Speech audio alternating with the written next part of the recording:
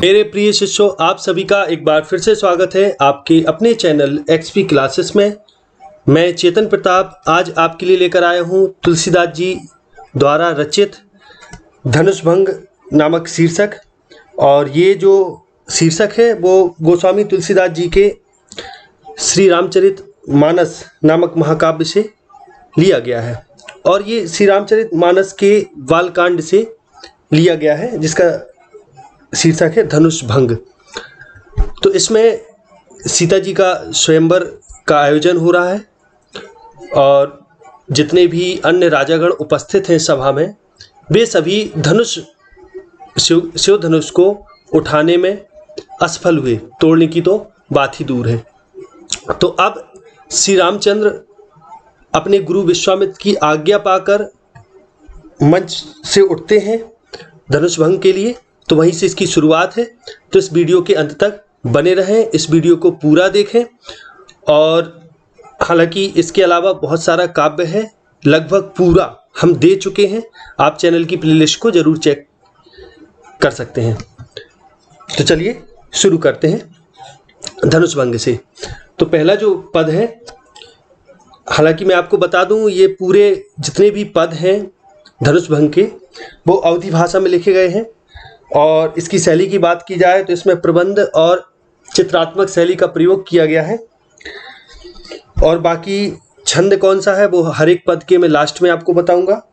और कौन से रस का प्रयोग किया गया किस पद में वो भी मैं आपको लास्ट में ही बताऊंगा, हर एक पद के लास्ट में। तो चलिए पहले पद से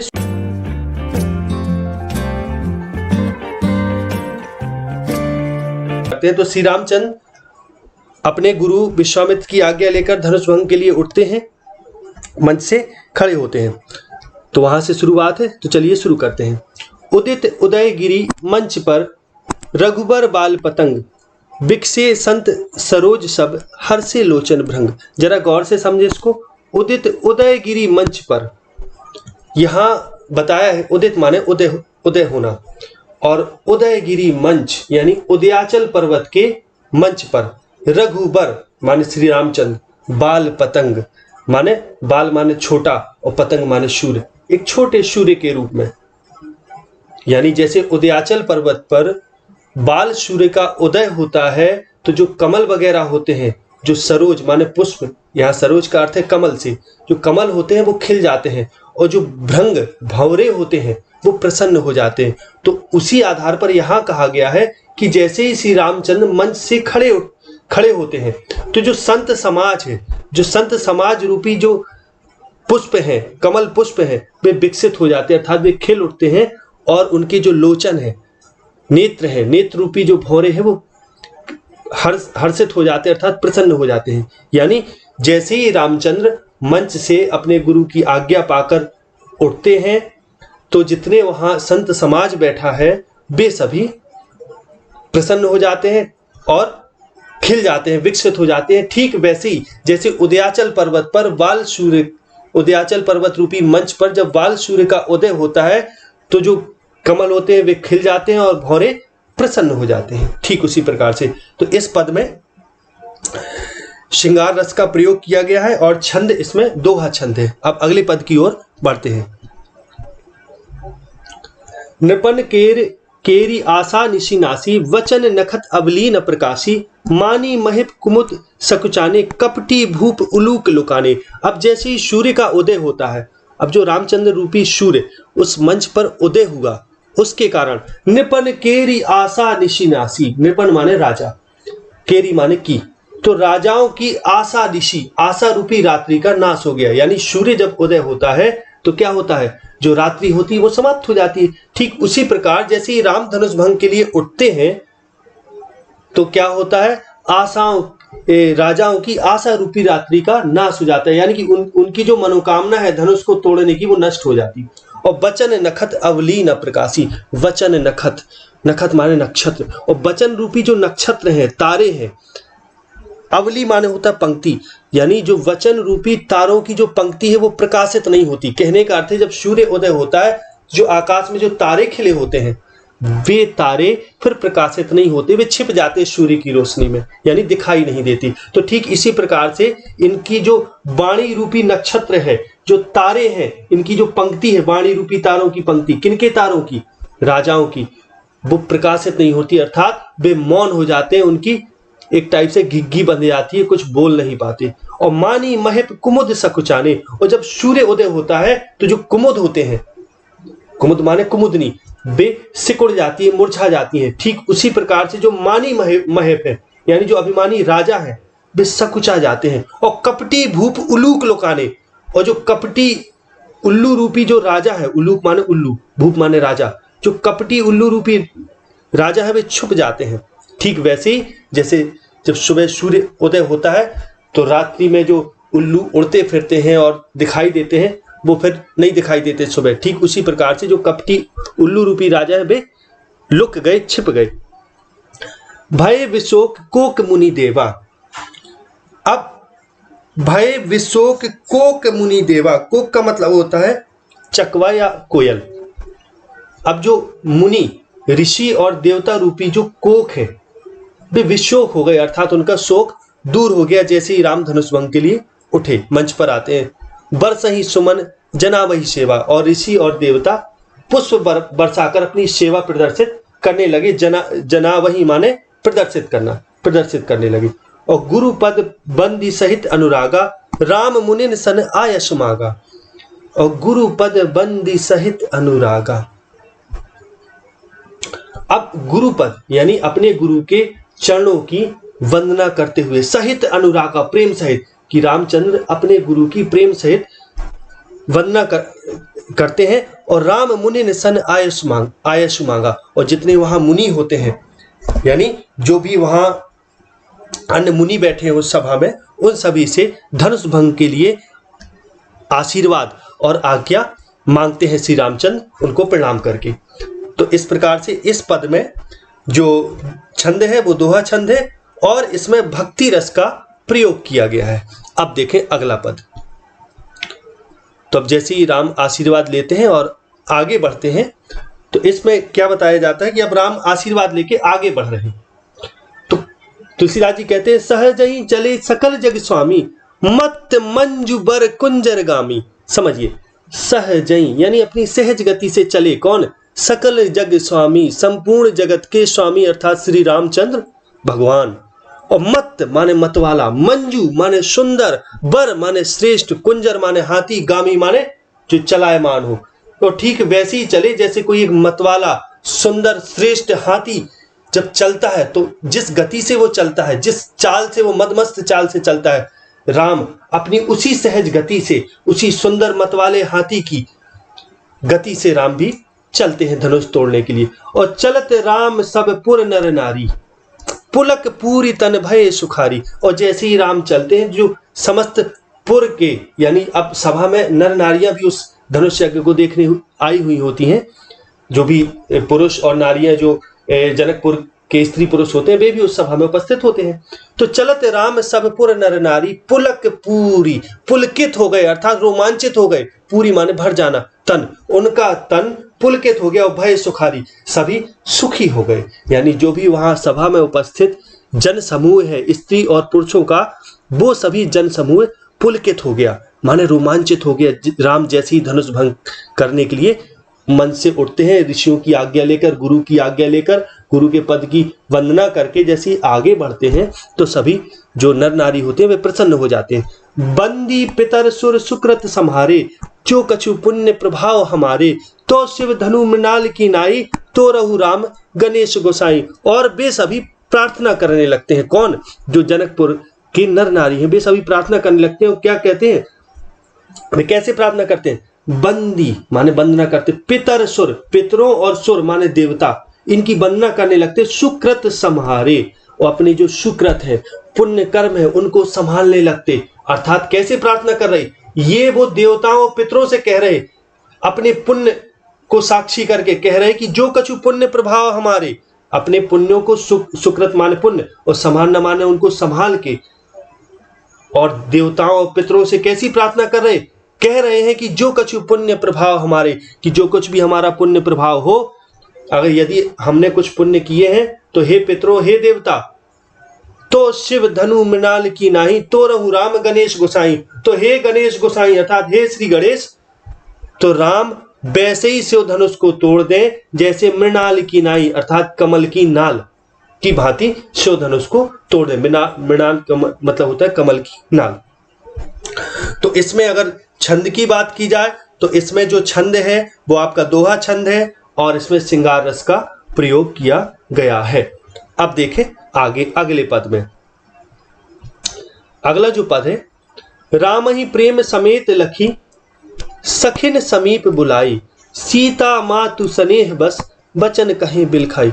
अब सीता जी की माता जो है वो राम को बड़े प्रेम से देखती हैं इस पद में और अपनी सखियों को बुला के बड़े बिलखते हुए कुछ कहती हैं। तो समझे जरा फिर से, राम ही प्रेम समेत लखी, लखी माने देखना, देखकर कि राम को बड़े प्रेम से देखकर, सखिन समीप बुलाई कि सखियों को समीप बुलाकर, सीता मातु स्नेह बस कि सीता की माता स्नेह बस प्रेम बस, वचन कहे बिलखाई बड़ा बिलख के कुछ कहती हैं, वचन कहती हैं, कुछ कहती हैं। यानी राम को बड़े प्रेम से देखकर सीता की जो माँ है वो अपनी सखियों को बुलाती हैं, बड़ा प्रेम से उन पर दृष्टिपात करती है, उनको देखती हैं, अपनी सखियों को बुलाते हुए बड़े स्नेह बस कुछ विलख के अर्थात दुखी होकर कुछ कहती हैं। और क्या कहती हैं वो आगे देखिए। तो इस पद में अगर छंद की बात की जाए तो इसमें दोहा छंद है। अब चूंकि माँ का वर्णन है इसमें तो वात्सल्य रस है, समझ जाइए। अब आगे देखिए अगले पद में, तो अब सीता की माँ क्या कहती हैं वो इस पद में बताया गया होगा। तो देखें, सखी सब कौतुक देखन हारे, ज्यों कहावत है तू हमारे। और सीता की माँ अपनी सखियों से कहती है कि सखी, हे सखी, सब कौतुक, कौतुक माने तमाशा, देखने हारे कि जो भी यहाँ सभा में मौजूद है वे सभी कौतुक देखने वाले, तमाशा देखने वाले, ज्यों कहावत हेतु हमारे, और वे ही तमाशा देख रहे जो हमारे हेतु अर्थात हितैषी कहलाए जाते हैं, वे ही हमारा तमाशा देखने वाले हैं सभी जो भी सभा में हम उपस्थित हैं।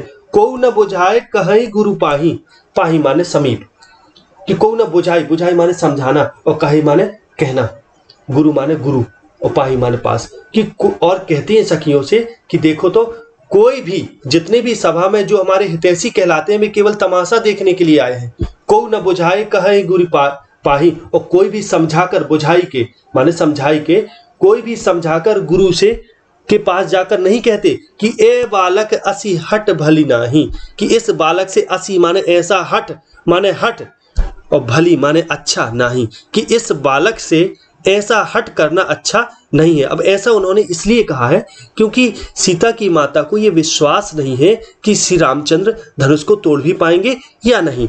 तो आगे वो क्या कहती हैं, रावण बाण छुआ नहीं चापा, हारे सकल भूप करी दापा।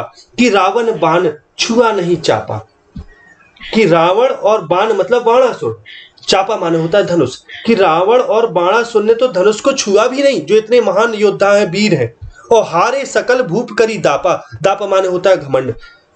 और जितने भूप हैं, राजा है, सकल माने संपूर्ण, और जितने सभा में उपस्थित संपूर्ण राजा है वे भी घमंड करके हार गए, वे भी धनुष का कुछ नहीं कर पाए, हिला तक नहीं पाए, उठाने की तो बात ही दूर है। सो धनु राज कुंवर कर देही, और सीता की मां कहती हैं कि वही धनुष राजकुंवर, इस राजकुंवर अर्थात रामचंद्र को इसके कर हाथ में दे दिया, मतलब इसको उठाने के लिए कह रहे, इसके हाथ में देने की बात हो रही। बाल मराल की मंदर लेही, कि बाल मराल, बाल माने बच्चा और मराल माने हंस। क्या हंस का बच्चा कभी मंदर ले सकता है? अर्थात मद्राचल पर्वत को कभी हंस का कोई बच्चा उठा सकता है? अब यहां वो इसलिए ऐसा कह रहे हैं कि उनको विश्वास नहीं है राम के शौर्य का, पराक्रम का, बल का, उनको भरोसा नहीं है और वे राम को एक बालक ही समझती हैं, वे राम की शक्ति के बारे में नहीं जानती। इसलिए वो कहती हैं कि जिस धनुष को रावण और बाणासुर ने छुआ भी नहीं और समस्त जो राजा हैं यहाँ वे भी अपना घमंड करके हार गए, वे भी अपना पूरा अभिमान दिखा चुके, और वही धनुष राजकुंवर के कर में दे दिया, हाथ में दे दिए, देने की बात हो रही। क्या कभी ऐसा होता है कि बाल मराल हंस का बच्चा कभी मद्राचल पर्वत को ले ही माने उठा ले? तो इस पद में अगर बात की जाए दो छंद की, तो इसमें चौपाई छंद का प्रयोग किया गया है और रस इसमें वात्सल्य रस है। चलिए आगे देखते हैं अगला पद। भूप शयानप सकल सिरानी, सखी विधि गति कछु जाति न जानी। अब सीता की मां आगे कहती हैं कि भूप शयानप, इसमें भी वो समझाती हैं, कहती हैं, अब चूंकि उनको श्री राम के बल का तो भरोसा है नहीं, तो वो कहती है भूप शयाना, भूप माने होता राजा, शयान माने समझदारी, कि राजा की जो समझदारी है सकल सिरानी, सिरानी माने समाप्त हो गई, कि जो जनक जी हैं, जनक जी के लिए कह रही हैं सखियों से अपनी, कि राजा की जो समझदारी है पूरी सिरा गई, समाप्त हो गई। सखी विधि गति कछु जात न जानी, विधि गति अर्थात विधाता की गति यानी इच्छा क्या है ये कोई जान नहीं सकता, कछु जात न जानी, ये जानी नहीं जा सकती, कि जो विधाता की जो गति है, विधाता क्या चाहते इसको कोई नहीं समझ सकता। राजा की तो पूरी मति ही खत्म हो गई, नष्ट हो गई। बोली चतुर सखी मृदुबानी, तेजवंत लघु गने न रानी। अब उन्हीं में से जिन सखी से वो कहती है इतना, अब वही सखी उत्तर देती है, क्या कहती है कि बोली, वही सखी तुलसीदास जी कहती है कि वो सखी कहती है बोली चतुर सखी मृदुबानी, यानी इतना तुलसीदास जी कह रहे हैं कि वो चतुर सखी बड़ी कोमल वाणी में, मृदु वाणी में बोलती है। वो क्या कहती है, तेजवंत लघु गणे न रानी, गणे माने होता है गणना करना, तेजवंत माने जो तेजस्वी है। अब इस वो कहती हैं कि इस तेजवंत अर्थात श्री रामचंद्र बहुत तेजस्वी हैं, तो इस तेजवंत को लघु छोटा ना गिनो, इसकी गणना छोटे में मत करो कि ये छोटा है, अभी बालक सा दिख रहा है, कि ये बड़े बालक से श्री रामचंद्र दिख रहे हैं, इनको आप छोटा ना समझिए, बहुत तेजस्वी है, और इस तेजवंत को आप छोटा ना आंकिए, गिनिए। और फिर आगे वो कहती है सखी, कहाँ कुंभज कहाँ सिंधु अपारा, कुंभज माने होता है घड़े से उत्पन्न, यानी अगस्त मुनि, कुंभज का अर्थ इधर अगस्त मुनि, कि कहाँ अगस्त मुनि और कहाँ अपार सिंधु।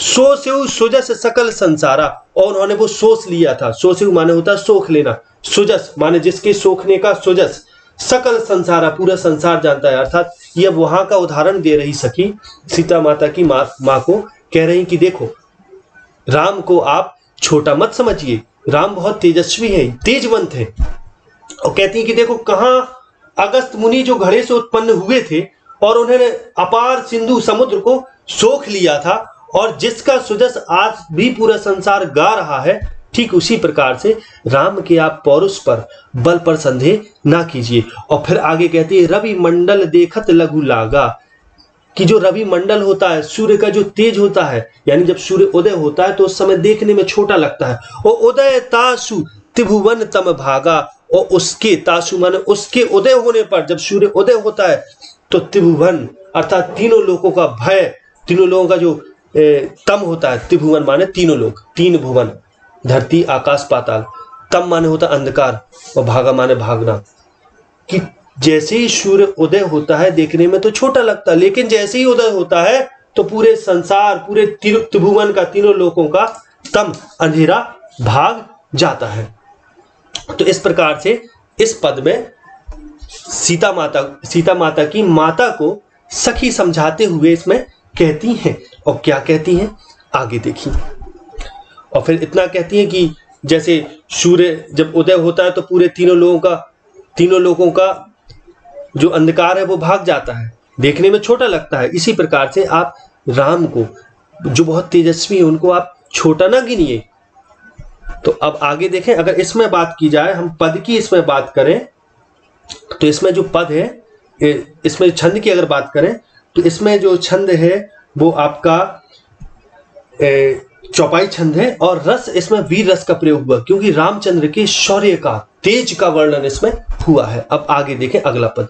और आगे वो सखी समझाते हुए क्या कहती है सीता माता की माता को, मंत्र परम लघु जासु बस, विधि माने ब्रह्मा, हरि माने विष्णु, हर माने शिव, सुर माने देवता, सर्व माने सभी। और क्या कहती है वो कि मंत्र परम लघु जासु बस, कि जो मंत्र होता है परम लघु होता है, छोटा होता है। अब कौन से मंत्र की बात हो रही, ओम मंत्र की, जो एक अक्षर का है, कि देखने में बहुत छोटा है, लेकिन उसके जासु बस, उसके बस में विधि ब्रह्मा जी है, हरि विष्णु है, हर शिव है और सुर देवता। यानी उस ओम एक छोटे से मंत्र के बस में ब्रह्मा विष्णु महेश और देवता सभी उसके बस में है, हो जाते हैं उस मंत्र से। ठीक उसी प्रकार से राम को आप छोटा मत समझिए, बहुत तेजस्वी तेजवंत लघु गणे न रानी, कि उसको आप छोटा ना समझिए, श्री रामचंद्र जी को आप छोटा ना समझिए। महामत गजराज कहूं, और कहा महामत गजराज यानी मदमस्त हाथी, और बस कर अंकुश खर्व, खर्व माने छोटा, और कहा उस गजराज हाथी को एक छोटा सा अंकुश बस में कर लेता है। ठीक उसी प्रकार से राम के आप शौर्य पर संदेह मत कीजिए, तेज पर संदेह मत कीजिए। तो इसमें अगर बात की जाए रस की, तो इसमें चूंकि मंत्र की महिमा बताई गई है, तो इसमें श्रृंगार रस है। और छंद की बात की जाए तो इसमें दोहा छंद। हाँ, आगे देखें अगला पद, काम कुसुम धन सायक लीने, सकल भुवन अपने बस कीने। अब वो सखी आगे कहती हैं सीता माता की माता से, क्या कहती हैं कि काम माने कामदेव, कुसुम माने फूल पुष्प, धनु माने धनुष, सायक माने बाण, कि जो कामदेव है, लीने माने लिए हैं, जो कामदेव है उनके हाथ में जो धनुष बाण है वो फूल के हैं यानी पुष्प के हैं, और तो भी उन पुष्प के धनुष बाण से उन्होंने सकल भुवन यानी संपूर्ण संसार को अपने बस में कीन्हे माने कर लिया है। और देवी तजिए संशय अस जानी, कि हे देवी आप ऐसा जानकर अपने मन से संशय तज दीजिए, हटा दीजिए। तजे माने छोड़ देना, कि आप संशय को छोड़ दीजिए। और भंजब धनुष राम सुन रानी, कि हे रानी सुनिए, कि भंजब धनुष राम सुन रानी, कि हे रानी सुनिए, राम जरूर ही धनुष को भंजब करना अर्थात तोड़ देंगे, जरूर ही निश्चय ही राम धनुष को तोड़ देंगे, आप ऐसा जान लीजिए और मन से संशय हटा दीजिए। आगे देखो, कहती है कि संशय आप मन से हटा दीजिए, निश्चय ही राम धनुष को तोड़ देंगे। सखी बचन सुनी भय परतीति, परतीति माने होता विश्वास हो जाना, मिटा विषाद बढ़ी अति प्रीति। अब जैसे ही सीता माता की माता ने अपनी सखी के इतने वचन सुनती है तो उनके सुनी भय परतीति, भय माने हो जाना, तो उनके मन में विश्वास हो जाता है। मिटा विषाद, विषाद माने विषाद, दुख मिट जाता है। और बढ़ी अति प्रीति, और बहुत अति प्रीति, बहुत प्रेम हृदय में बढ़ जाता है। तब राम ही बिलो की बैदेही, सब है हृदय बिनवती जेहि तेहि। और तब उसी समय राम ही माने राम को बिलो की बैदेही, कि राम को बैदेही अर्थात सीता देखती है। बिलोकना माने होता है देखना, कि तब उसी समय राम को सीता जी देखती हैं। और सभय हृदय, अब जो उनका हृदय है वो भय से भर जाता है, सभय हो जाता है। और बिनवती, और विनती करने लगती हैं जेहि तेहि, यानी जिस तिस को पुकारने लगती हैं, विनती करने लगती हैं मन ही मन। किनकी? देवताओं की विनती करने लगती हैं सीता जी राम को देखकर, उनके हृदय में भय हो जाता है और वो विनती करने लगती हैं। तो इसमें अगर रस की बात की जाए तो इसमें श्रृंगार रस का प्रयोग है। छंद चौपाई छंद है ये। अब अगला पद देखें, अगला पद है मन ही मन मनाओ अकुलानी।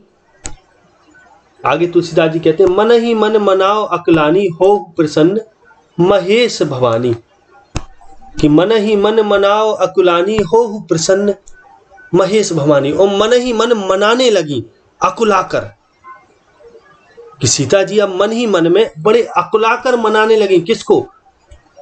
भगवान शिव को और मां भवानी को। और क्या कहती है? हो प्रसन्न महेश भवानी, कि हे महेश भवानी मुझ पर प्रसन्न होइए। करहु सफल आपन सेवकाई, कि आपन सेवकाई अर्थात जो मैंने आपकी अभी तक जो सेवा की है उसको आप सफल कर दीजिए। करहु सफल आपन सेवकाई, करी हित हरहु चाप गरु आई, कि करी हित और हित कीजिए, और हरहु माने हर लीजिए, चाप माने धनुष की, और गरुआई माने भारीपन। कि सीता जी मन ही मन शिव शक्ति से प्रार्थना करती हैं और कहती हैं कि मुझ पर आप प्रसन्न होइए, और करहु सफल आपन सेवकाई, और जो मैंने आपकी सेवा की उसको आप सफल कीजिए, और इस चाप इस धनुष की गरुआई माने भारीपन को हर लीजिए, दूर कर दीजिए। गणनायक वरदायक देवा, आज लगे कि नहु तु सेवा। और श्री गणेश से प्रार्थना करती हैं कि हे श्री गणेश, गणनायक वरदायक देवा, कि हे गणनायक गणों में श्रेष्ठ वर को देने वाले हे देव, आज लगे कि नहु तु सेवा, कि शायद आज लगे माने आज के लिए ही मैंने तू माने तुम्हारी सेवा की थी और बार बार विनती सुन मोरी। और गणेश जी से प्रार्थना करती कि हे गणपति कि बार बार आप मेरी विनती सुनिए। करहु चाप गुरुता अति थोरी, कि करहु चाप गुरुता अति थोरी माने बहुत छोटी, चाप की गुरुता माने भारीपन, कि इस धनुष का भारीपन आप और थोड़ा कर दीजिए, आप मेरी इतनी प्रार्थना सुन लीजिए हे गणेश जी। तो इस पद में श्रृंगार और इस पद में जो है आपका जो छंद है वो आपका इसमें चौपाई छंद है और इसमें भक्ति रस का प्रयोग किया गया है। अब आगे देखें अगला पद। देख ही रघुबीर तन, सुर मनाव धर धीर, भरे बिलोचन प्रेम जल, पुलकावली शरीर। अब देख ही रघुबीर तन, अब श्री रामचंद्र जी के शरीर को बार बार निहार रही। तन माने होता है शरीर, रघुवीर माने श्री राम। सुर मनाव धरि धीर, और सुर मानव धरि धीर, और देवताओं को मनाने लगी बड़े धीरज धर के। और भरे बिलोचन प्रेम जल, और विलोचन माने नेत्र, नेत्र भराए प्रेम रूपी जल से, अर्थात आंसू हल्के झलक आए। और पुलकावली शरीर, और पूरे शरीर में एक पुलकावली अर्थात एक रोमांच छा गया, पूरा शरीर रोमांचित हो गया। तो इसमें भी छंद की अगर बात की जाए तो इसमें दोहा छंद है, श्रृंगार रस का प्रयोग हुआ है। अब अगला पद देखें। नीके निरख नयन भरी शोभा, पितु पनु सुमिर बहुरी मन क्षोभा। अब सीता जी नीके निरखी, नीके माने ठीक से, निरख माने देखकर, नयन भरी शोभा। अब श्री रामचंद्र जी के सौंदर्य को, शोभा को बड़े अच्छी तरीके से नेत्र भर के देख रही सीता जी। और जब देख रही श्री रामचंद्र जी को इस तरीके से प्रेम पूर्वक निहार रही, तो पितु पनु सुमेर बहुरी मन क्षोभा। और जैसे ही अपने पिता का प्रण को सुमिरा अर्थात याद किया, तो उनके मन में क्षोभ भर गया, अर्थात दुख हुआ उनको। अब उनके पिता का प्रण ये था कि जो धनुष को तोड़ देगा शिव धनुष को, उसी से सीता का विवाह होगा। तो जब इस कठोर प्रण को उन्होंने याद किया तो उनके मन में क्षोभ उत्पन्न हो गया। आह तात दारुण हट ठानी, और समझत नहीं कछु लाभ न हानि। और क्या कहती है सीता जी, आह, अरे बड़े दुख की बात है। आह का मतलब दुख, तात माने पिता, दारुणी माने कठिन, और हट ठानी कि अरे पिता ने बड़ा कठिन हट ठान लिया है। और समझत नहीं कछु लाभ न हानि, कि उन्होंने कुछ भी लाभ और हानि का विचार नहीं समझा, अर्थात विचार नहीं किया। और सचिव सभा सिख दे न कोई, और जो भी सचिव है, जो भी मंत्री है, सीता जी आगे सोचती हैं, सब विचार करती हैं कि सभा सिख दे न कोई, कि जितने सचिव है, मंत्री है, वे सब है भय सहित, अर्थात भय के कारण, सिख दे न कोई भी इनको सीख नहीं देता, अर्थात समझाता नहीं भय के कारण। और बुद्ध समाज बड़ अनुचित हुई, और इतना बड़ा जो ये समाज है बुद्धिजीवियों का, ज्ञानियों का, इस बुद्ध समाज में बड़ अनुचित हुई, बड़ा अनुचित हो रहा है कि ये धनुष जो भंग का जो कार्यक्रम है, जो प्रतिज्ञा है, ये बड़ा अनुचित कार्य है। और इस बुद्धिमत्ता से भरे हुए लोगों के समाज में भी, इस सभा में भी ऐसा अनुचित हो रहा है। और आगे विचार करती है, कहाँ धनु, कि कहाँ ये धनुष, कलु सही, जो वज्र के समान कठोर है, चाही कठोरा, कि जो वज्र के समान ये धनुष कठोर है। और कहाँ श्यामल मृदु गात किशोरा, और कहाँ श्यामल, श्याम वर्ण वाले, मृदु गात, गात माने शरीर, कोमल शरीर वाले, मृदु माने कोमल, और किशोरा, कहाँ ये कोमल शरीर वाले, श्याम वर्ण के कोमल शरीर वाले, कहाँ ये किशोर अर्थात श्री रामचंद्र जी जो किशोर अवस्था में है। और कहाँ ये कठोर धनुष, और कहाँ श्री रामचंद्र जी जो कोमल शरीर वाले हैं। तो ऐसा सीता जी सोचती हैं। तो इसमें अगर छंद की बात की जाए तो दोहा छंद है, और इसमें श्रृंगार और भक्ति रस दोनों का प्रयोग किया गया है। अगला पद देखें। तो इतना सीता जी विचार करती हैं और फिर आगे क्या सोचती हैं। विधि कहीं भांति धरो और धीरा, और ब्रह्मा जी से प्रार्थना करती हैं, विधाता से क्या कहती है, विधि कहीं भांति, किस भांति धरो माने धारण करूं, और माने हृदय में धीरा, धीरा माने धैर्य, कि किस प्रकार से अपने हृदय में धैर्य धारण करूं। हे विधाता, किस प्रकार से मैं अपने हृदय में धैर्य धारण करूं। सिरस सुमन कन बेधई हीरा, कि सिरस सुमन, कि क्या सिरस सुमन, सुमन माने फूल, क्या सिरस के फूल के कण माने कण, बेधई हीरा, क्या हीरा को भेद सकते हैं। क्या कभी सिरस के फूल के कण भी कभी हीरा जैसी कठोर वस्तु को भेद सकते हैं। उनके कहने का अर्थ है कि अब सीता जी को भी मन में विश्वास नहीं कि राम धनुष उठा भी पाएंगे, ऐसा वो सोच रही मन में केवल बस। हालांकि उठाएंगे तो राम ही, और सीता जी को विश्वास हो जाता है। सकल सभा के मति भय भोरी, अब मोहि शंभु चाप गति तोरी। और वो क्या कहती है शंभु चाप, शिव धनुष से, चाप माने होता है धनुष और शंभु माने शिव, शिव धनुष से क्या कहती है कि अब तो मुझे केवल तुम्हारी ही गति है, तुम्हारा ही सहारा है। सकल सभा के मति भय भोरी, कि जो पूरी सभा है इसकी मति तो भोरी हो गई, सभी लोग की मति नष्ट हो गई। भोरी हो जाना माने नष्ट हो जाना या भ्रम में पड़ जाना। अब मोहि शंभुचाप गति तोरी, कि हे शंभुचाप, हे शिव धनुष, अब तो मुझे केवल तुम्हारा ही आसरा है, तुम ही कुछ मेरी मदद करो। निज जड़ता लोगन पर डारी, हो ही हरहु रघुपति ही निहारी। और शिव धनुष से प्रार्थना करती कि निज जड़ता, तुम अपनी जड़ता, अर्थात देखने को तुम जड़ वस्तु हो, तो जो तुम्हारी ये जड़ता है वो तुम लोगों पर डाल दो, क्योंकि यहाँ जो लोग बैठे हैं ये सब चैतन्य होते हुए भी, इनमें चेतना होती हुई भी चेतन नहीं है, ये जड़ है। इसलिए तुम अपनी जड़ता इन लोगों पर डाल दो, यानी जो भी तुम्हारा कठोरता है, भारीपन है, वो इन लोगों पर ही डाल दो। ओ हो ही हरहु रघुपति ही निहारी, और जरा श्री रामचंद्र जी के कोमल शरीर को देखो और हरे हो जाओ, अर्थात हल्के हो जाओ। अति परिताप सिए मन माही, लव निमेष जुग सय सम जाही। जब अति परिताप, परिताप माने पछतावा, दुख। अब सीता जी के मन में थोड़ा परिताप है, अर्थात थोड़ा उनको संताप है, दुखी है वो मन में बहुत ज्यादा। अति माने अधिक, अधिक उनके मन में दुख है। और लव निमेष, लव माने होता है क्षण, पलक झपकना, अत्यंत सूक्ष्म, और निमेष माने होता है पलक झपकना। जो सूक्ष्म पलक झपकने का जो समय है, जुग सय, सय माने 100 और सम माने समान, जाही माने व्यतीत होता है, कि एक पलक झपकने का समय भी 100 युग के समान व्यतीत हो रहा है उनके लिए। यानी उनको बड़ा मन में क्षोभ है, दुख है, परिताप है। तो इसमें अगर छंद की बात की जाए इस पद में, तो इसमें दोहा छंद का प्रयोग किया गया है और भक्ति और श्रृंगार रस दोनों है इसमें। अब देखें अगला पद, तो अब देखें तो इसमें अब सीता जी श्री रामचंद्र जी को निहारती हैं, बड़े प्रेम पूर्वक देखती हैं।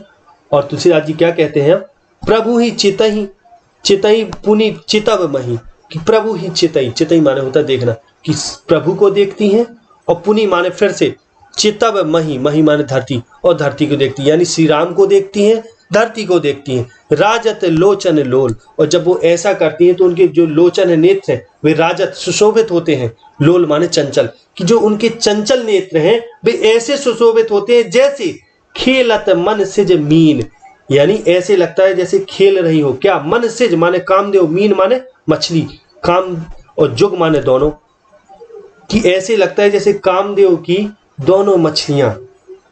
जनु माने जानो, विधु मंडल डोल, विधु माने होते चंद्रमा और मंडल माने मंडल, डोल यानी चंद्र मंडल रूपी डोल में कामदेव की जो मछलियां हैं वे जैसे खेल रही हो, अर्थात जल क्रीड़ा कर रही हो, वैसे ही उस समय सीता जी के नेत्र बड़े राज रहे। राजत माने होता है सुशोभित होना। जब वो श्री रामचंद्र जी को देख रहे हैं एक नजर, और फिर लज्जा के मारे, शर्म के मारे धरती पर निगाह डालती हैं। तो इस तरीके से तुलसीदास जी ने वर्णन किया है सीता जी के श्री रामचंद्र जी को निहारने का। तो इसमें भी श्रृंगार रस है और छंद जो है वो दोहा छंद है। अब अगला पद देखें। अब आगे तुलसीदास जी कहते हैं, गिरा अलिनी मुख पंकज रोकी, प्रकट न लाज निशा अवलोकी। अब तुलसीदास जी आगे कहते हैं, गिरा माने वाणी, अलिनी माने होता है भंवरा या भ्रमरी, मुख पंकज रोकी, पंकज माने होता है कमल, रोकी माने रोकना, कि जब जो भंवरा होता है वो कमल में बंद हो जाता है। तो ठीक उसी प्रकार से अब सीता जी कुछ कहना चाहती है तो वो कह नहीं रही, बल्कि अपने जो उनकी वाणी है, वाणी रूपी जो भंवरी है, वो अपने मुख रूपी कमल में रोक लेती है, अर्थात मौन हो जाती। और प्रगट न लाज निशा अवलोकी, और जब रात्रि होती है तो जो भंवरी होती है वो प्रगट नहीं होती, कमल से बाहर नहीं निकलती, वहीं ठहर जाती। तो उसी प्रकार से अब लज्जा बस भी क्या हो, सीता जी कुछ बोलती नहीं, शांत हो जाती हैं। प्रकट न लाज निशा अवलोकी, अर्थात अपनी वाणी रूपी भ्रमरी को मुख में ही रोक लेती हैं, कुछ कहती नहीं। अब ठीक वैसे ही जैसे जब भ्रमरी लज्जा रूपी रात देखती है तो अत्यंत मौन होकर कमल में ही बैठी रहती है, कुछ कहती नहीं, प्रकट नहीं करती कुछ भी। ठीक उसी प्रकार से और वो इंतजार करती है भ्रमरी की सुबह हो जाएगी तब वो कुछ प्रकट करेगी और तब वो कुछ कहेगी या गुनगुनाएगी। तो ठीक उसी प्रकार से सीता जी भी अपनी लज्जा के कारण कुछ कह नहीं पाती, बल्कि अपनी बात को मन की बात को मन में ही रख लेती है। इसलिए तुलसीदास जी यहाँ कहते हैं गिरा अलिनी मुख पंकज रोकी, प्रकट न लाज निशा अवलोकी, कि रात को देखकर लाज प्रकट नहीं किया और जो वाणी रूपी जो भंवरी है उसको सीता जी ने अपने कमल रूपी मुख में ही रोक लिया। लोचन जल यानी नेत्रों का जल यानी आंसू, रह लोचन कोना, और आंसू जो सीता जी के बहना चाह रहे उनको भी उन्होंने अपने नेत्रों के ही कोने में दबा लिया, सुरक्षित रख लिया। और कैसे? जैसे परम कृपन कर सोना, जैसे परम कृपन, कृपन माने कंजूस, जैसे बहुत बड़ा कोई कंजूस अपने सोने को छिपा के रख लेता है, वैसी सीता जी ने आंसुओं को अपने नेत्रों के कोने में ही छुपा के रख लिया। सकुची व्याकुलता बढ़ी जानी और धरी धीरज प्रतीत और आनी, और सकुची व्याकुलता बढ़ी जानी, और जब सीता जी ने देखा कि उनकी व्याकुलता बहुत बढ़ रही तो वो सकुचा गई, और धरी धीरज प्रतीत और आनी, और बड़ा धीरज उनके हृदय में आ गया, बड़ा धीरज उन्होंने धरते हुए प्रतीत और आनी, प्रतीत माने प्रेम, उनके मन में एक माने प्रेम पूर्वक एक विश्वास, प्रतीति का अर्थ है इधर विश्वास, कि उनके मन में एक विश्वास आ गया, और माने होता है हृदय, उनके हृदय में एक विश्वास प्रकट हो गया। तन मन वचन मोर पन साचा, और क्या कहती है सीता जी कि तन मन वचन, कि तन से मन से वचन से, मोर पन माने प्रण, साचा यदि मेरा प्रण। अब कौन से प्रण की बात हो रही? क्योंकि सीता जी मन ही मन ये तय कर चुकी हैं कि श्री रामचंद्र जी ही उनके पति बनेंगे, उनसे ही उनका विवाह होगा। तो ये जो उनका प्रण है वो उसको विचार करे, वो कहने लगी, मन ही मन विचार करने लगी, तन मन वचन मोर पन साचा, रघुपति पद सरोज चितुराचा, कि यदि मेरा तन मन वचन से मेरा प्रण साचा है और रघुपति पद श्री रामचंद्र जी के चरणों, पद सरोज यानी कमल रूपी चरणों में ही चितुराचा, चितु माने चित्त, हृदय यानी मन बुद्धि अहंकार को चित्त बोलते हैं, यानी मन भी मेरा युक्त है, अहंकार भी और बुद्धि भी, यानी चित्त मेरा उनमें रचा है, यानी उनमें ही लीन है, अनुरक्त है श्री रामचंद्र जी के ही चरणों में। तो तन मन वचन मोर पन साचा, रघुपति पद सरोज चितुराचा, और मेरा जो प्रण है वो तन मन वचन से सच्चा है, और मेरा मन सदा श्री रामचंद्र जी के चरण कमलों में ही लगा रहता है, अनुरक्त रहता है, तो वो मुझे मिलने में कोई संदेह नहीं है, अर्थात वो मुझे प्राप्त हो ही जाएंगे। तो इसमें अगर छंद की बात की जाए तो इसमें आपका दोहा छंद है और इसमें श्रृंगार रस का प्रयोग किया गया है। अब देखिए अगला पद, अगले पद में सीता जी मन में विचार करती हैं, प्रार्थना करती हैं, तो भगवान सकल उर्वासी, कि वो कहती हैं कि यदि मेरा तन मन वचन से मेरा प्रण साचा है और मेरा हृदय सदा श्री रामचंद्र जी के चरण कमलों में ही लगा रहता है, तो भगवान सकल उर्वासी, तो हे ईश्वर जो संपूर्ण सभी के उर यानी हृदय में वास करने वाले श्री रामचंद्र जी हैं, करहि मोहि रघुवर के दासी, कि वही ईश्वर मुझे जो संपूर्ण सभी के हृदय में वास करते हैं, वही ईश्वर मुझे करहि मोहि रघुवर के दासी, तो वो मुझे निश्चय ही रघुवर अर्थात श्री रामचंद्र जी की दासी बना देंगे। अब आगे यानी उनकी मुझे पत्नी बना देंगे। अब आगे देखिए, आगे वो क्या विचार करती हैं, जही के जही पर सत्य स्नेहु, सो तेहि मिलहि न कछु संदेहु, और आगे कहती हैं कि जिसका जिस पर सत्य स्नेह होता है, यानी सत्य स्नेह होता है, सच्चा प्रेम होता है जिसका जिस पर, सो तेहि माने उसको, मिलहि न कछु संदेह, सो उसको वह मिलने में कुछ भी संदेह नहीं होता, यानी जिसका जिससे सच्चा प्रेम होता है उसको वह मिल ही जाता है, इसमें कोई संदेह नहीं, ऐसा वो विचार करती हैं। और क्या आगे तुलसीदास जी कहते हैं, प्रभु तन चितई प्रेम तन ठाना, कि प्रभु तन चितई, चितई माने देखना, कि अब श्री रामचंद्र जी के तन को देखती है, शरीर को, प्रेम तन ठाना, कि अपने तन में प्रेम ठानते हुए अर्थात पूरी तरह संकल्प लेते हुए कि अब तो तन मन वचन हर प्रकार से श्री रामचंद्र जी की ही हूँ, उनकी ही होकर रहूंगी, उनको ही प्राप्त करूंगी। ऐसा जब विचार करती हैं तो कृपा निधान राम सब जाना, तो जो कृपा निधान राम है वे सब जान लेते हैं, उनके हृदय के भाव को समझ लेते हैं श्री राम। और सियहि बिलो की तकेउ धनु कैसे, चितौ गरुर लघु ब्याल ही जैसे। और सियहि बिलो की यानी सीता जी को बिलो कर देख कर, अब जब रामचंद्र सीता जी के मन के भाव को जान लेते हैं तो वो सीता जी को देखते हैं। सियहि बिलो की तकेउ धनु कैसे, और ऐसे तकेउ माने तकना या देखना, ऐसे धनुष पर नजर डालते हैं। चितौ माने देखते हैं, गरुड़ जैसे गरुड़, लघु ब्याल ही जैसे, लघु माने छोटा, ब्याल माने सांप, कि जैसे गरुड़ छोटे से सांप को देखता है गौर से, ठीक उसी प्रकार से सीता जी के हृदय के भाव को पढ़कर समझकर कृपा निधान राम जब समझ जाते हैं सीता जी के प्रेम को, उनके संकल्प को, तो सीता जी को देखकर वे धनुष को ऐसे देखते हैं जैसे कोई गरुड़ पक्षी जब छोटे से सांप को देखता है। अब तो इस पद में आपका जो रस है वो है श्रृंगार और भक्ति रस, और दोहा, इसमें दोहा छंद का प्रयोग किया गया है। अब अगला पद देखें। लखन लखेउ रघुवंश मणि, ताकेउ हर कोदंड। कोदंड का अर्थ है धनुष, कि लखन लखेउ यानी लक्ष्मण जी लखेउ माने देखते हैं, रघुवंश मणि अर्थात श्री रामचंद्र जी को, कि लक्ष्मण जी श्री रामचंद्र जी को धनुष को देखते हुए देखते हैं। कहने का अर्थ है कि श्री रामचंद्र जब धनुष को इस तरीके से देख रहे तीक्ष्ण दृष्टि से, और ऐसा करते हुए जब लक्ष्मण जी उनको देखते हैं तो लक्ष्मण जी क्या कहते हैं, पुलक गात, उनका गात शरीर पुलकित हो जाता है, बोले वचन, और कहते हैं, क्या कहते हैं, चरण चापी ब्रह्मांड, कि चरण चापी अपने चरणों से, पैरों से, चाप माने दबाकर, ब्रह्मांड, इस पूरे ब्रह्मांड को, चूंकि लक्ष्मण जी शेषनाग जी का अवतार है, तो इस ब्रह्मांड को अपने चरणों में दाब के, चाप के माने दाब के, पुलक गात बोले वचन, बड़े पुलकित होके बोलते हैं। और क्या बोलते हैं वो आगे बताया जाएगा। तो इसमें अगर रस की बात की जाए तो इसमें वीर रस का प्रयोग किया गया है, और छंद जो है वो दोहा है।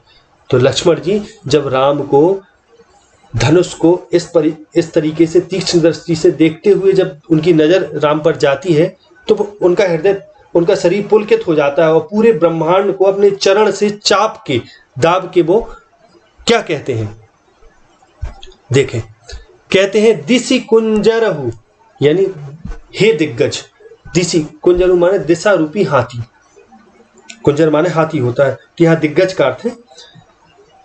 कमठ माने होता है कच्छप यानी कछुआ, आही माने होता है सर्प, कोला माने बराह सुअर, और धरहु धरनी धरी धीर न डोला, और वो क्या कहते हैं, यानी जो एक भगवान का अवतार हुआ था, बराह अवतार, जिन्होंने हिरण्यकश्यप के भाई हिरण्याक्ष से, जब हिरण्याक्ष धरती को रसातल में ले गए थे तो वहां से निकाल के लाए थे अपनी सिंहों के माध्यम से, तो उन्हीं सब का आवाहन लक्ष्मण जी करते हुए यहाँ क्या कहते हैं, तिसी कुंजरहु कमठ अहि कोला, धरहु धरनी धरी धीर न डोला। और लक्ष्मण जी क्या कहते हैं कि हे दिग्गज, दिशि कुंजर माने हे दिग्गज, माने दिग्गज, तो हे दिग्गज, हे कमठ माने हे कक्षप, अहि माने हे शेषनाग, यहाँ नाग का अर्थ है, अहि का मतलब है सांप यानी नाग, हे शेषनाग, हे दिग्गज, हे कक्षप, हे शेषनाग, हे बराह, धरहु धरनी, कि धरती को धरो यानी धारण करो, धरी धीर,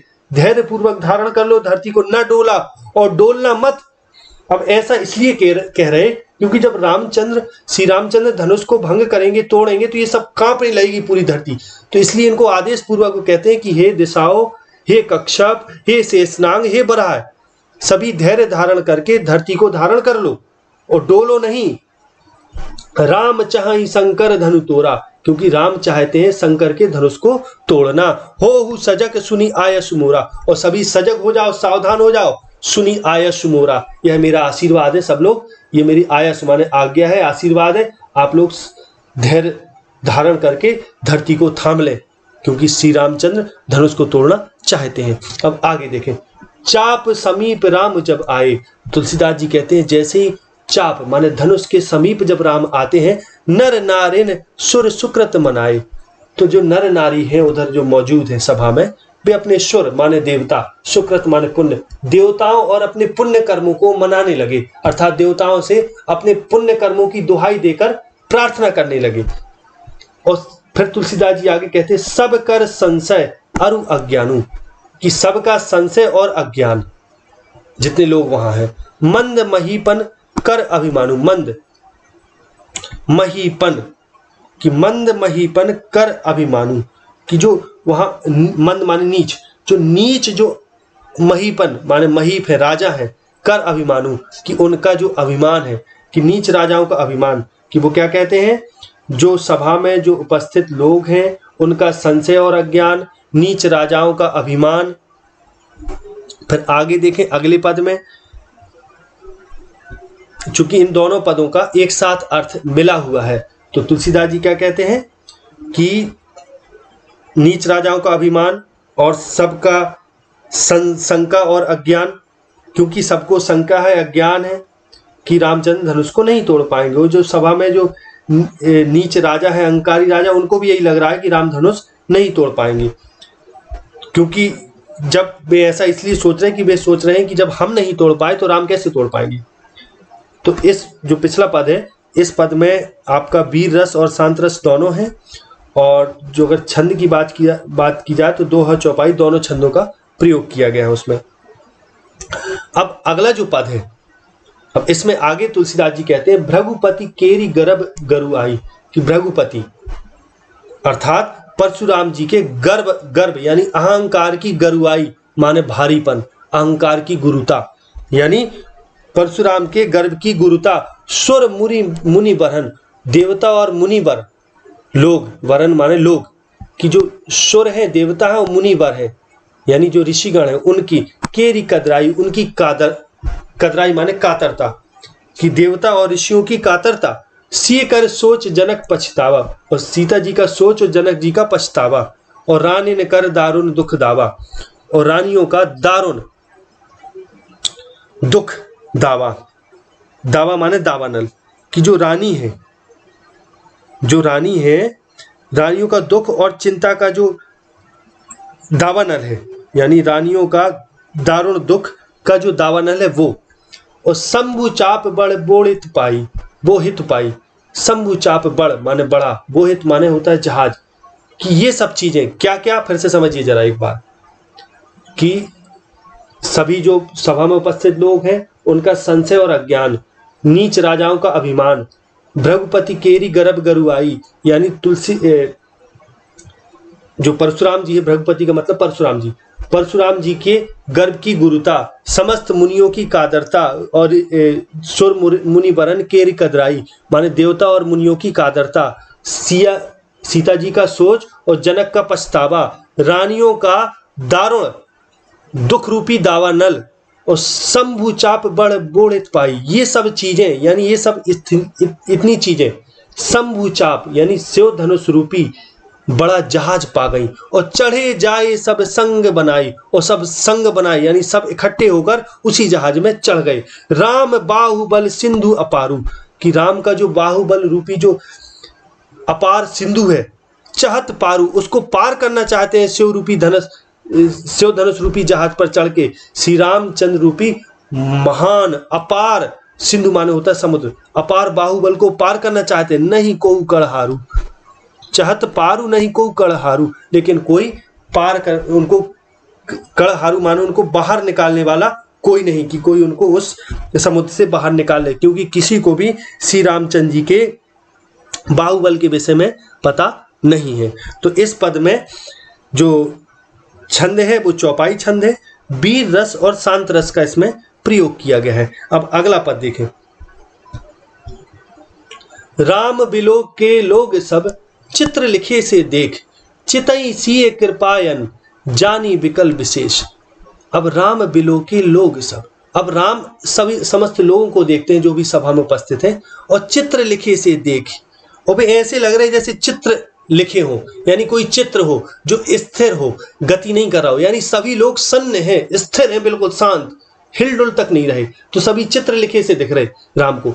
और चितई सीए कृपायन, और कृपा निधान श्री रामचंद्र जी ने सीता जी की ओर दृष्टि डाली और जानी बिकल विशेष, और सीता जी को बिकल माने व्याकुल, विशेष रूप से जब उनको व्याकुल जाना। तो आगे तो इसमें अगर देखा जाए छंद जो है वो दोहा छंद है और इसमें श्रृंगार और शांत रस का प्रयोग किया गया। अगला पद देखें तो इस प्रकार से उनको विशेष रूप से व्याकुल श्री रामचंद्र जी देखते हैं। तो अगले पद में क्या होता है, देखी विपुल विकल वैदेही निमिष विहात कलम कलप समते ही, कि अब जब रामचंद्र जी सीता जी को देखते हैं जो विशेष रूप से व्याकुल है, तो कैसी व्याकुल है, देखी विपुल विकल वैदेही, विपुल माने बड़ा, बड़ी मात्रा में। तो श्री रामचंद्र जी सीता जी को बहुत व्याकुल देखती हैं, वैदेही माने सीता, और निमिष, निमिष माने पलक झपकने का समय, विहात माने होता बीतना, कलप समते ही, कि उनके एक, और वो श्री रामचंद्र जी देखते हैं कि उनका एक पलक झपकने का समय भी एक कल्प के समान व्यतीत हो रहा। और फिर आगे विचार करते हैं मन में, त्रिषित वारी बिनु जो तनु त्यागा मोए करे का सुधा तड़ागा। त्रिषित माने प्यासा, बारी माने होता है जल, बिनु माने बिना, जो तनु त्यागा यानी त्रिषित प्यासा व्यक्ति यदि जल के बिना तन त्याग दे तो मोए करे का सुधा तड़ागा। मोए करे माने मर जाने पर, का मतलब है सुधा माने अमृत, और तड़ागा माने तालाब। तो अमृत रूपी तालाब का कोई तड़ागा माने तालाब का भी कोई फिर फायदा नहीं, यानी प्यासा व्यक्ति यदि पानी के बिना प्राण त्याग दे, मर जाए, तो फिर अमृत रूपी तालाब का भी कोई अर्थ नहीं होता। ऐसा रामचंद्र विचार कर रहे। ऐसा इसलिए कर रहे कि अब वो देरी नहीं करना चाहते, क्योंकि सीता जी विशेष रूप से व्याकुल है। और आगे विचार करते हैं श्री रामचंद्र, का वर्षा सब कृषि सुखाने और समय चूक के पुनि का पछताने। और का वर्षा सब कृषि सुखाने, और फिर उस वर्षा का क्या अर्थ कि जब समस्त कृषि ही सूख जाए, और समय चूक के पुनि का पछताने, कि पुनि माने फिर से, और जब समय निकल जाए किसी चीज, कोई अवसर ही चूक जाए, तो फिर पछताने से भी क्या फायदा। ऐसा रामचंद्र विचार करते हैं। अस जिए जानी जान की देखी, अस जिए जानी, ऐसा जी माने हृदय में, जानी माने जानकर, जान की देखी, ऐसा हृदय में जानकर श्री रामचंद्र सीता जी को देखते हैं। और प्रभु पुलके लखी प्रीति विशेषी, प्रभु पुलके, और श्री रामचंद्र जी पुलकित हो जाते हैं, रोमांचित हो जाते, लखी माने देखकर, प्रीति विशेषी कि विशेष प्रेम देखकर सीता जी के मन में अपने लिए विशेष प्रेम देखकर पुलकित हो जाते हैं। तो इसमें अगर पद की बात की जाए तो इसमें जो दोहा है, इस पद में जो मतलब छंद है, वो इसमें आपका दोहा छंद का प्रयोग किया गया है। और इसमें आपका जो रस है वो श्रृंगार और अद्भुत रस है। अब देखें अगला पद, गुरु ही प्रणाम मन ही मन कीना अति लाघव उठाए धन लीना, धनु लीना। गुरु ही प्रणाम मन ही मन कीना। अब श्री रामचंद्र जी अपने गुरु को, गुरु ही माने गुरु को, प्रणाम माने प्रणाम करते हैं, मन ही मन कीना, मन ही मन अपने गुरु को प्रणाम करते हैं। और अति लाघव यानी अति लाघव माने शीघ्रता से, फुर्ती से, बहुत फुर्ती से उठाए धनु लीना, और बड़ी फुर्ती से धनुष को उठा लेते हैं। और दम क्यों दामनी जिमी जब लयऊ, और दम क्यों दामनी माने बिजली, तो बिजली कड़कने लगती है, जिमी माने जैसे ही, जब लयऊ जैसे ही जब वो उठाते हैं धनुष को तो बिजली कड़कने लगती। पुनि नभ धनु मंडल सम भयु, पुनि माने फिर से, नभ माने आकाश, धनु माने धनुष, मंडल कि आकाश पूरा फिर से धनुष के मंडल का हो गया, यानी धनुष के आकार जैसा हो जाता है। सम माने समान, भयउ यानी पूरा आकाश जो है वो मंडलाकार हो जाता है। लेत चढ़ावत खेचत गाढ़े कि काहू न लखा देख सब ठाणे, कि जितने भी सभा में उपस्थित मौजूद लोग थे, लेते चढ़ावत कि धनुष को लेते हुए, चढ़ाते हुए और खींचते हुए, प्रत्यंचा मतलब गाढ़े तेजी से खींचते हुए, काहू न लखा किसी ने नहीं देखा, देख सब ठाणे कि किसी ने राम को धनुष को उठाते, प्रत्यंचा चढ़ाते, खींचते हुए किसी ने भी नहीं देखा। बस उन्हें तो केवल इतना ही दिखाई दिया कि सब देख सब उठाड़े, यानी सबने राम को केवल खड़े हुए देखा। तेहि क्षण राम मध्य धनु तोड़ा, और उसी क्षण के मध्य में राम ने धनुष को तोड़ दिया। और भरे भुवन धुनि घोर कठोरा, भरे भुवन पूरे भुवन में, पूरे संसार में धुनि माने ध्वनि, घोर माने भयंकर, कठोर, भयंकर घोर ध्वनि उत्पन्न हो गई जब राम ने धनुष तोड़ दिया। तो इसमें जो आपका छंद है वो दोहा छंद है और श्रृंगार और अद्भुत रस का इसमें प्रयोग किया गया है। अगला पद देखें, अब रामचंद्र धनुष तोड़ देते हैं तो अब क्या स्थिति है देखें। भरे भुवन घोर कठोर रब, भरे भुवन घोर कठोर रब, रवि बाजी तजी मारगु चले, चिक्करहि दिग्गज डोल मही, अहि कोल कुरुम कल मले, सुर असुर मुनि कर कान दीने, सकल विकल विचारहि, कोदंड खंडेउ राम तुलसी, जयति वचन उचारहि। समझे जरा, भरे भुवन घोर कठोर रब, रवि बाजी तजी मारग चले, यानी भरे भुवन घोर कठोर, पूरे भुवन में, पूरे संसार में, पूरे ब्रह्मांड में कठोर रब माने घोर माने भयंकर, कठोर माने कठोर, रब माने ध्वनि, भयंकर ध्वनि हो गई धनुष के टूटने की आवाज से। और रवि माने होता है सूर्य, बाजी माने घोड़े, और जो सूर्य के रथ के जो घोड़े, तजी माने त्याग कर, मार्ग चले, वे अपना मार्ग भी त्याग कर चलने लगे, यानी उन्होंने भी उस ध्वनि से भयभीत होकर अपना मार्ग छोड़ दिया सूर्य के घोड़ों ने। और चिक कर ही चिक्घाड़ने लगे, कौन? दिग्गज माने दिशा रूपी हाथी, डोलने लगे, कौन? मही, मही माने धरती, धरती डोलने लगी, अहि माने शेषनाग डोलने लगी, कोल, कुरुम, अब कोल का अर्थ है बराह, बराह भी डोलने, कुरुम, और कलमले यानी डोल मही, धरती डोलने लगी, अहि शेषनाग, वराह, कोल माने बराह, कुरुम माने कच्छप, कलमली, ये सब कलमला उठे, धरती डोलने लगी और शेषनाग, वराह और कक्षप, कुरुम माने कक्षप, ये कलमला उठे। सुर असुर मुनि कर कान दीने, सकल विकल विचारहि। अब सुर माने देवता, असुर माने असुर, मुनि माने ऋषिगण, कर कान दीने, इन्होंने कर माने हाथ, अपने हाथों को उस ध्वनि की गर्जना से इन्होंने भयभीत होकर अपने हाथों को कान पे रख लिया, अर्थात अपने कान दबा लिए। कान दीने, सकल विकल विचारहि, और सभी बड़े व्याकुल होकर विचारने लगे। और को दंड खंडेउ राम तुलसी, जयति वचन उचारे, को दंड खंडेउ राम, यानी राम ने कोदंड यानी धनुष को खंड खंड कर दिया, तोड़ दिया।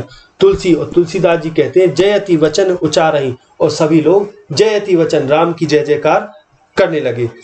तो ये जो धनुष भंग है वो यही समाप्त होता है। श्री रामचंद्र जी ने धनुष तोड़ दिया है, अब सीता और राम का विवाह होगा। तो जय सिया राम, जय बजरंगबली। आपको बहुत ही आनंद आया होगा। जय महेश भवानी, हर हर महादेव और हर हर भवानी। आपको इस धनुष भंग में बहुत ही आनंद आया होगा, तो इस वीडियो को लाइक जरूर करिएगा। आगे अगले वीडियो में मिलते हैं, तब तक के लिए नमस्कार। जय हिंद, जय भारत, हर हर महादेव।